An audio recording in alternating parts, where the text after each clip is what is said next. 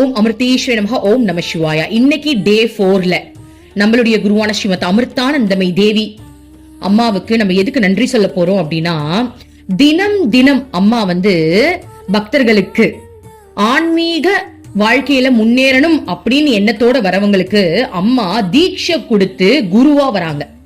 So தீட்சை அப்படின்றது என்ன அப்படின்னா, ஆன்மீக வாழ்க்கைக்கு இனிமேலுக்கு அவங்கதான் உங்களுக்கு குரு. எப்படி ஒரு கணவன் மனைவி திருமணம் பண்ணதுக்கு அப்புறம் அவங்க 2 பேரும் ஒன்னா வாழணும் அப்படின்றதுதான் ரூல்ஸோ, அதே மாதிரி தீட்சை வாங்கினவங்க எல்லாருமே நம்ம குரு சொல்றபடி வாழணும்.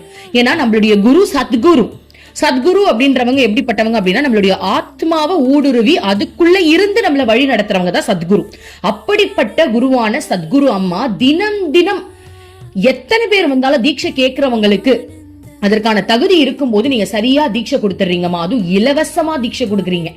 சோ தீட்சை கொடுத்ததுக்கு அப்புறம் நீங்களும் அவங்களும் ஒன்னா சேர்ந்து அந்த ஆன்மீக வாழ்க்கைய எப்படிலாம் வாழ்வீங்க அப்படின்றத நாங்க தினம் தினம் வாழ்ந்து பாக்குறோம். சோ அதனால இலவசமா எங்க எல்லாருக்கும் தீட்சை கொடுத்து நீங்க குருவா எங்க கிட்ட இருக்கிறதுக்கு ரொம்ப நன்றிமா.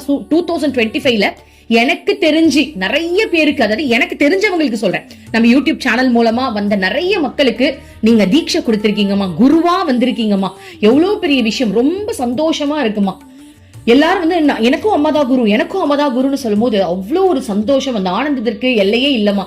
எங்களையும் நீங்க மதிச்சு எங்களை உங்க சிஷியர்களா ஏத்துக்கிட்டு எங்களுக்கும் நீங்க தீட்சை கொடுத்து குருவா இருந்து எங்களை வழி நடத்துறதுக்காக, எங்களுக்கு குருவா வந்ததற்காக எங்களுடைய குருவான ஸ்ரீமத் அமிர்தானந்தமயி தேவி அம்மாவிற்கு கோடான கோடி நன்றி அம்மா. நன்றி அம்மா, நன்றி அம்மா.